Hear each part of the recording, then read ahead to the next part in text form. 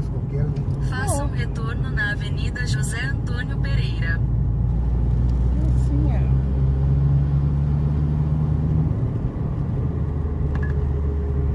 Em 150 metros, Fica bem pra fora. vire à esquerda na Rua Orcalino Aí, Costa. culto.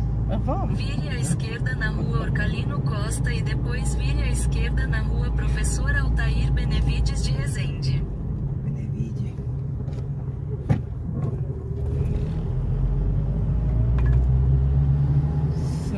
Se nós for pra igreja de cá, que nós voltamos. Vire à direita na Rua Osório Inácio da Silva. Vire à direita na Rua Osório Inácio da Silva e depois vire à direita na Rua Miguel José Pontes. Pontes das Em 100 Pontes. metros, vire à esquerda na Rua Acadêmico Antônio Caetano. Vire à esquerda na Rua Acadêmico Antônio Caetano e depois vire à esquerda na Rua Professor Altair Benevides de Rezende.